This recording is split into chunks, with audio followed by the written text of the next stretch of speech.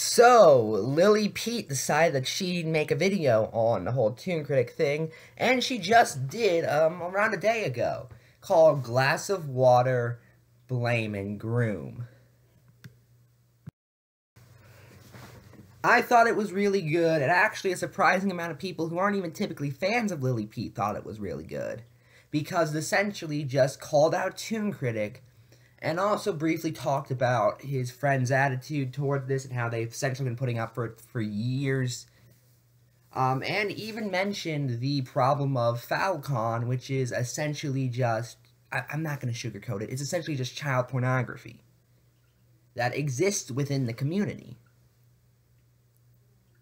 And the community's being just completely aloof to it, essentially.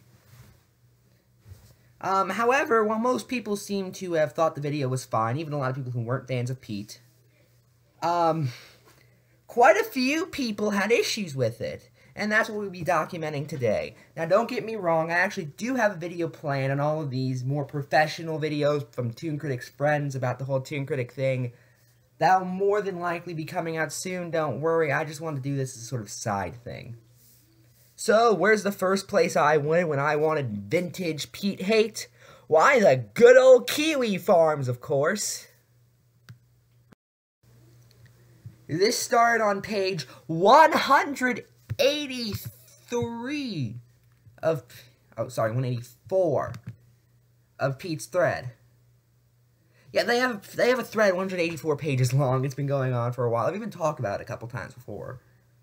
But when this news broke, here's what was said. This was by a user named 1911JD. And I don't think this represents all people on Kiwi Farm, by the way. Just this one guy.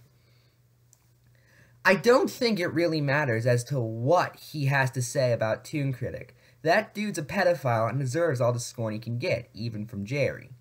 The problem is that Jerry's saying anything in the first place despite being an actual pedophile.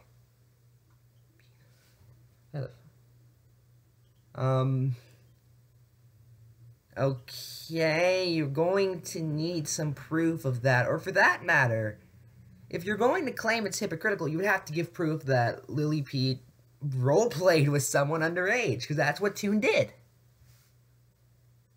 But okay. But as I was reading this and thinking about the whole situation, drawing parallels, etc., it made me wonder, does Lizzie know about Stockholm? Okay, this is gonna take a minute. I don't think I've actually ever talked about this, even though I made quite a few videos that related to Peet. But essentially, Stockholm was this MLP fanfiction she wrote, like 5 years ago or something, that apparently had a character that was a pedophile in it. Now, I'll admit, I've never read the story myself, however, that sounds like it would be a villain. And I can make a reasonable assumption that that's a villain, not a hero. Now, if that turns out to be wrong, okay, I'll correct the statement. But which parts of the story prove that this person is treated here? I don't think it's like, this person is a pedophile, and he's also completely right. I don't think that's what happened. Okay, this was a little note because I wanted to make sure, but I went to the Stockholm TV tropes page and found these two tropes. One is demoralization or something. Rainbow Dash is a closet pedophile. And then I scrolled up slightly and found bittersweet ending. Despite both couples largely coming to a happy end, Rainbow is still committed to a mental hospital. Doesn't really sound like it's pro-pedophilia from the synopsis I've got, but, Another trope on the page that I found, mood whiplash, also implies that this was at first romanticized, however, as it continued, it was later revealed, no, this is screwed up. Again, doesn't sound pro-pedophilia. And the fact that right below it you see a trope revealing Rainbow Dash had an epiphany about it just a little bit later, or at least somewhere in the story. You get the idea. But okay, let's just continue on with this one post. I'm pretty sure there's a recent post Jerry made asserting the fact that Stockholm had not been released or something like that. Citation, please. I did see her say that Stockholm would need to be rewritten to be re-released, and she wasn't going to do that, but I never saw her say it doesn't exist. And Jerry seems to love making wiki pages and reference such quotes of a supposedly unreleased story, so what gives? It's a little hard for me to definitely say because I don't know Lizzie all that well, so it's entirely possible that Lizzie, A, knows full well about Stockholm and the pedophilic shit inside it, yet continues to cry out that the only reason people don't like Jerry is because he's trans. I've never heard either of them say that. B, doesn't know about Stockholm and thinks the only reason people are calling him a pedophile is because he's trans. C, knows about Stockholm's existence but has never read it, and there's a chance Jerry won't let her read it. I don't know how that would be stopped. I mean, you think Lily's gonna put, like, a blocker on Lizzie's computer or laptop or whatever she uses that specifically contains the archive links to Stockholm? In any case, Lizzie is actively supporting, enabling, and defending a pedophile, whether she's aware of it or not. That makes Jerry, disgusting as ToonKritic, all the more wonderfully ironic, and his disgust at the people who allegedly knew about Toon's predatory behavior laughable. To be fair, I don't recall Lily Peet molesting anyone. Just saying. I don't know if it's true and that his friends knew that he was a pedophile, but with something like being a pedophile, I doubt he'd go around telling everyone he knew, else the situation would have been exposed a long time ago. You're underestimating how aloof the fandom is, dude. Like, they don't care at this point. We figured that out a long time ago. And it contains a link to Stockholm. You can go read it if you're interested. I don't care. So that went on for a while. However, don't worry. We're going to continue with a little bit of an old friend of ours. This was a reblog of a Josh post, which we will get to in a bit. I'm saving that one for last. However, E4B, our old buddy of ours, reblogged this with this. Hang on, I noticed something that shows a screenshot from the Josh post with the words, Lily knew about Toon's sexual escapades before all this went down and said nothing, in bold. Jojo, who wrote this post, said this. In the bold, it would indicate that Peet's has. First off, there aren't multiple Peets. And second off, it would be Peet has or Peet's had. You picked the wrong way. The evidence and a valuable ally to put Toon behind bars before the guys at the Rift learned about it. Oh, that's debatable. Peet's, again, they pluraled the name for some reason. I still don't get that. Just let Toon go on his merry way and hurt possibly more people. You really are a rat lord, letting people be abused so you can make yourself into a hero and rub it in the bronies' faces. Now, some of you may be wondering, why am I attacking this post? It seems like something I would agree with. Well, because I actually got some info from Lily about a year ago on this. I then informed the E4B. Okay? I informed them, specifically pointing out the hypocrisy, because you know what they were covering instead? You want to know? You really want to know? Silver Quill making a joke Lily Peet wouldn't like.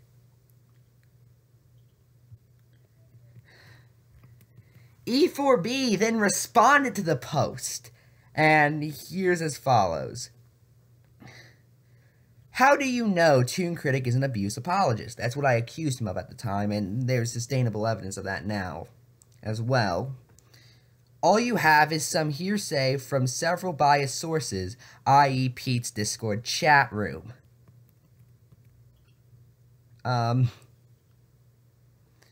Yeah, turns out those predictions were absolutely right, but that's none of my business.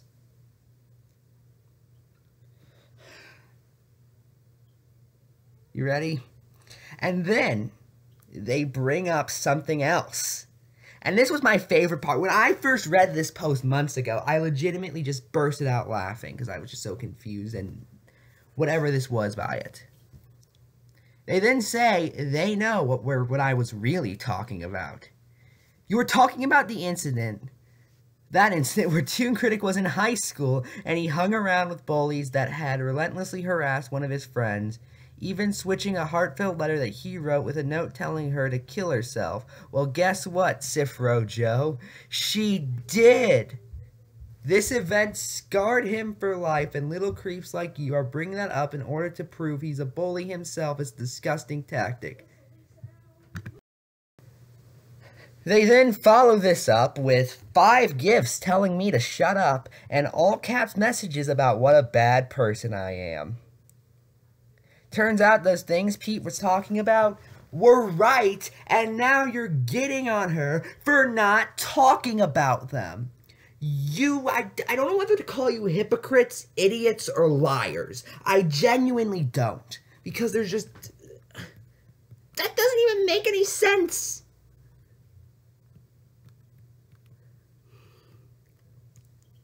Pete was talking about it, and you ignored it, and insulted me when I took it seriously. By the way, that's not even good logic. One, that was not what we were talking about, and E4B later admitted that they knew that's not what we were talking about, so still no idea what was up with that to this day. But second off, that's just weird logic. His girlfriend killed herself, so therefore, he has to be an abuse apologist and a pedophile. What? That doesn't make even the slightest amount of sense. Okay, let's switch it up. Since it's the first time I've done a video like this in a while about that was related to Pete, I figured I'd throw in at least one new person. Meet Lethal Cuddles, who was recently asked on Tumblr, what did Lily Pete do recently? And then somebody said, and then Lethal Cuddles here said, essentially, her newest video tried to use the ToonKritic scandal and the existence of Rule 34 and Clotfix to paint the entire fandom as either pedophiles or pedo apologists. There's just one problem with that, and that's there are about 3 downright lies in there. The main one being it wasn't Rule 34 Clotfix she was talking about specifically. It was Falcon, which, again, is just a slang term for child pornography.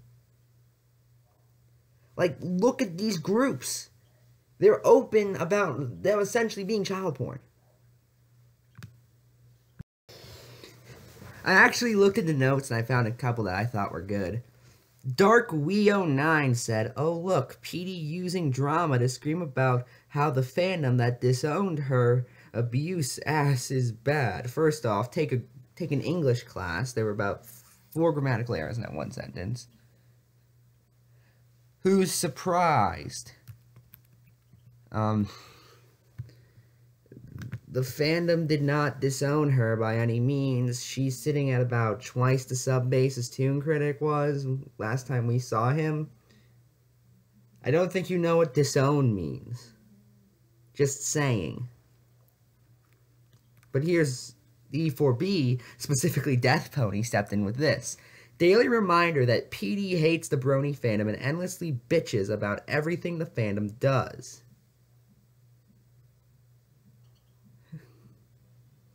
But yet he can't live without the fandom, because if he truly hated the fandom, he'd long abandon it, since he mostly hates every of the new seasons. That's not even true. Pete consistently been able to make content that both praises and criticizes the seasons?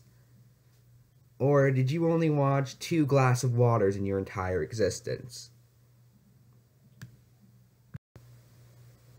Also, couldn't this logic be applied back to you guys?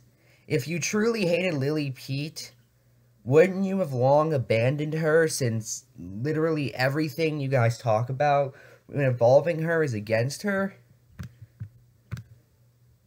I don't think I've seen a single positive post about Lily Peet on E4B. So if you guys really believe this logic, then you'd, more than likely, let me think, not be watching her content, maybe? Just saying. So let's end this with Josh Scorcher himself. Essentially, someone alerted him about Lily's video, and he started off by simply saying he was an active member in the domain. However, then we get this ridiculous straw man. You know how many people were in the domain? Nearly 50. And people want to claim that every one of these people knew every little incident involving Toon. That's, again, a complete straw man. What Lily actually said was she expected some of Toon's closest friends to have figured out he may be a little bit of a creep by now. Especially when you consider this has been figured out before. Like, ask anyone who's had any interaction with Toon. Here's some people who haven't. I've never interacted with Toon. I knew this was going to happen a year ago. How is it that most people who don't know Toon very well, maybe have talked to him once or twice, if that, figured this was going to happen, but his closest friends couldn't? At least that's what they're saying. They're saying they couldn't have figured it out. Now, maybe there's more. Who knows? And again, here are the reasons that outrage over Toon never happened sooner. With any mainstream support, people have been outraged by Toon for, again, around a year. You just never actually bothered to pay attention to that, and neither did most of the community. But that's nitpicking. People, 1, intimidated into silence by Toon. 2, manipulated into seeing the story a different way by Toon, which caused people to not believe his victims. Yes! The walking charisma that is ToonKritic. My god. Okay, you could probably find some archives of Toon up somewhere in live streams. Just watch him and ask yourself, does this look like a charismatic individual? Does this look like someone who can manipulate easily? No, he doesn't. He doesn't. By any means. British even knew that. He called him a fuck up in the chat. That was a direct quote from him. He called him that in the video. In one of the calls. In the call. That was it. The call that was leaked. Which, by the way, Josh doesn't like that was leaked. Obvious reasons why that we'll get into next time. Begged by Toon for second chances to improve and be better when he was caught for less vicious offenses. And none of you ever realized the chances were tallying up? Really, none of you ever realized that? Unaware of every single situation that happened. Okay, that one is kind of believable, but, I'd expect the friends of Toon, especially when there are stories of him groping someone at BronyCon in front of their boyfriend. He groped, this woman at BronyCon. She was standing right by her boyfriend when he did that. None of you noticed. None of you noticed? Really? None of his closest friends noticed that? Really? Of course, some people responded to Josh. Here's one I asked about this someone gave him. In the comments of Lily's video, she responded, I tried at the time. The analysis community thought I was the spawn of Satan and my words fell on deaf ears.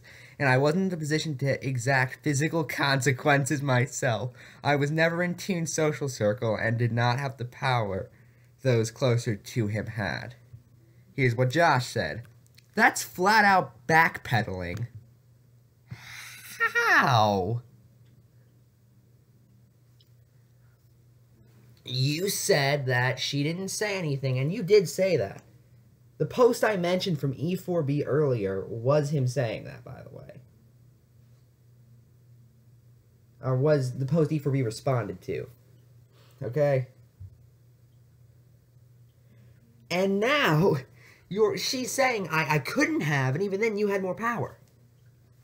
That's backpedaling. No, that's explaining. To save face, and Lily knows it, Lily had absolutely no problem making a video or a Tumblr post about it now.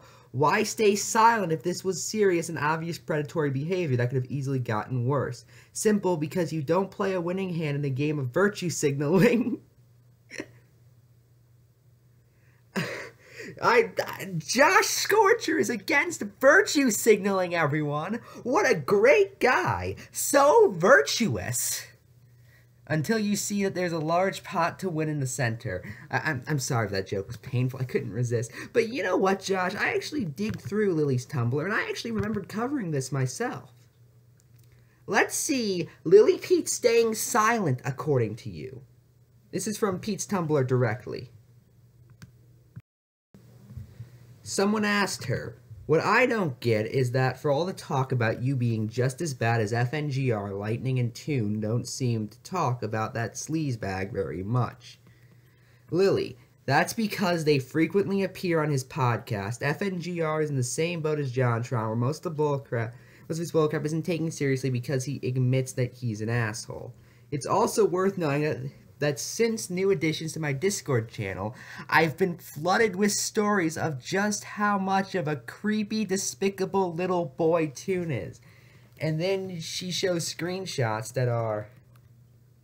I'm pretty sure patchwork. I'm pretty sure patchwork if the stories appear to be very similar. However, I'm not going to say for sure. So yeah, she did talk about it, Josh. Now, at this time, you were buddies with FNGR. And he actually also talked about this in How Not to Brony 33. And what he did, and again, I covered this when it happened, was he said that this could be ignored because the person who was sent over there to Lily Peet's Discord chat was by someone named Eliora, who FNGR does not like. So she did try to warn people, and people you're friends with, or were friends with, dismissed it. With, oh, she's buddies with Eliora. So therefore it doesn't count. Josh, at best you're an idiot. At worst, you're downright lying right now. Just, my God. This is, that's it. This has been going on for a while, I know. I've been doing a lot of longer videos lately. I'm Ephrom, and good night.